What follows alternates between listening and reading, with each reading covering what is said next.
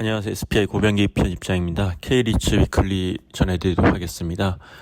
상장 리츠 시장의 하락세가 계속되고 있습니다. 지난주 20개 상장 리츠의 단순 평균 수익률을 계산해 보면 마이너스 2.70%를 기록했는데요. 전주에 비해서 낙폭이 되게 커졌습니다. 전주에 마이너스 1.41%를 기록했는데 낙폭이 한 2배 정도 커졌고요. 사실 이제 그동안 이제 글로벌 금리 인상 기조에 따라서 이제 리츠 주가도 이제 온탕과 냉탕을 반복하고 있었는데 최근 들어도 점점 더 낙폭이 확대되고 있는 모습이고요.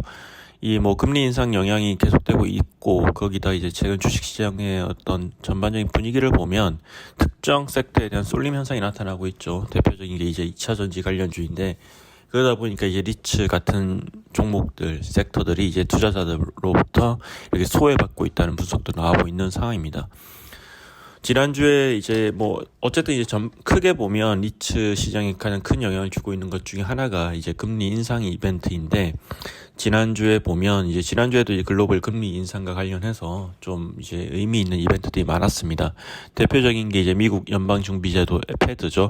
패드의 연방공개시장 회의 정례 회의가 있었고요. 지난달 26일에 열렸는데요. 기준금리를 0.25%포인트 인상하는 걸로 이제 결정을 했습니다. 이 결정 자체는 예상했던 일이고요. 다들 이제 이 금리 인상 7월 달에 할 거다 이렇게 예상을 했었고, 다만 이게 이제 마지막이 될 거냐, 앞으로 계속 이어질 거냐, 이런 부분에 대한 이제 의견들이 분분했는데요. 일단 현재도 대체적으로 보면 이제 이번 인상이 마지막이 될 거다라고 보는 전망이 이제 많이 보이지만, 또 한편으로는 이제 미국의 이제 인플레이션이 계속되고 있고 또 되게 중요한 금리 인상의 방향성을 결정할 수 있는 중요한 키라고 할 수 있는 이 고용 지표들이 상당히 호조를 보이고 있기 때문에 아직도 이제 금리 인상은 이제 중단돼서는 안 된다, 더 높여야 된다, 이런 목소리가 나오고 있는 상황입니다. 네. 그리고 지난주에는 이제 미국의 금리 결정뿐만 아니라 유럽 중앙은행 ECB의 통화정책 회의도 있었는데요. ECB도 이제 미국과 마찬가지로 기준금리를 0.25%포인트 올려서 4.25%로 인상을 했습니다. 9회 연속으로 금리를 인상을 했고요.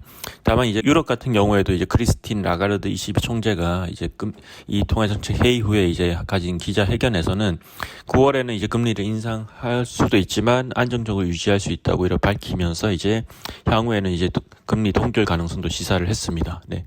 이처럼 이제 리츠에 이제 큰 영향을 미치는 글로벌 금리 인상과 관련해서는 이런 이벤트들이 있었고요.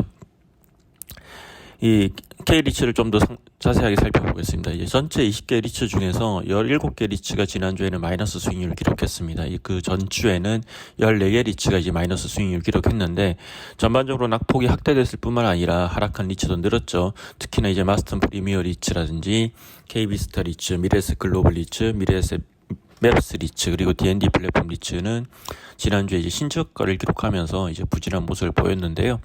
마스턴 프리미어 리츠 같은 경우에는 한 주 동안 4.36% 하락을 했습니다. 결국 이 주가가 3,000선 밑으로 내려가가지고 이제 2,000원대를 기록했는데요. 종가 기준으로 주가가 이제 2,000원대를 찍은 거는 이제 작년 10월 말에서 11월 초 사이에 NH 오런 리츠 이후에 마스턴 프리미어 리츠가 두 번째고요. D&D 플랫폼 리츠 같은 경우에도 28일 종가 기준으로 3,025원으로 장을 마감했는데요. 이 역시 신저가고요. 3,000선이 위태위태한 상황입니다. 미래에셋 글로벌 리츠 역시 지난 한 주 동안 5.64% 내리면서 이제 3,095원으로 장을 마쳐서 신저가를 기록했고요. KB스타 리츠도 되게 크게 내렸습니다. 지난 한 주 동안 5.71% 하락을 했는데 지난 28일 종가가 이제 3,960원이었습니다. 이 3,960원을 기록하면서 사상 처음으로 4,000원 선이 또 무너지기도 했고요. 미래에셋 맵스 리츠와 신한 서부 T&D 리츠도 이제 지난 한 주 동안 한 번씩 이렇게 한 차례씩 신저가를 기록하기도 하는 등 되게 부진한 모습을 보였습니다. 또 이제 지난주에 이제 크게 내린 리츠 중에서 SK 리츠가 있는데요.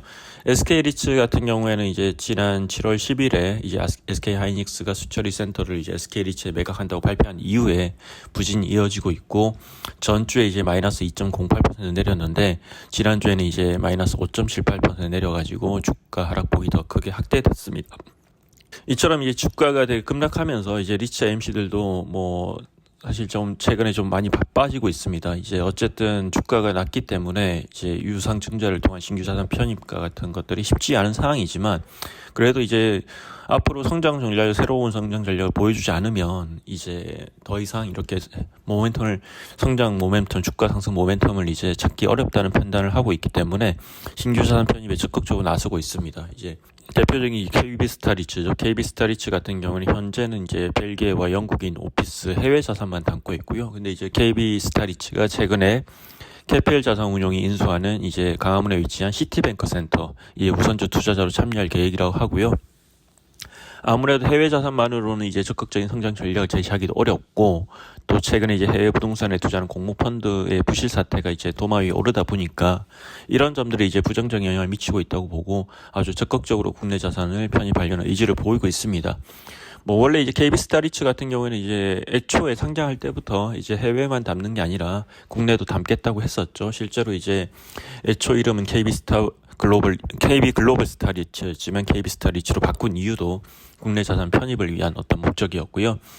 그때 이제 당시 발표했던 IR 자료를 보면 2023년부터 2025년 사이에 이렇게 국내 자산을 담겠다 했는데 애초 계획했던 대로 담고 있지만 전반적으로 보면 좀 그러니까 서두르는 그런 인상은 주고 있습니다. 이 외에도 이제 신한 서부 T&D 리츠 같은 경우에도 최근에 이 라인트리 호텔 동대문을 인수한다고 밝혔고 또 최근에 입찰이 진행된 강화문 지타워, 신라스테이 강화문이 있는 곳이죠. 여기도 이제 입찰에 참여해서 쇼리스트에 드는 등 아주 적극적으로 움직이고 있습니다. 네, 이렇게 이제 리츠들이 어려운 상황 속에서도 이제 적극적인 자산 편입을 통해서 규모를 키우고 뭔가 반전을 계기를 마련하려는 모습들이 아주 적극적으로 나타나고 있고요. 개별 리츠 상황들을 좀 살펴보겠습니다. 우선 SK 리츠인데요. 아무래도 최근 제일 관심을 많이 받고 있는 리츠입니다. 7월 10일에 이제 앞서 말씀드린 7월 10일에 SK 하이닉스가 이제 비핵심 자산을 이제 SK 리츠에 매각을 한다고 해서 이제 투자자들의 이제 우려가 상당히 높아졌는데요. 그동안 이 SK 리츠도 이제 적극적인 대응은 안 했습니다.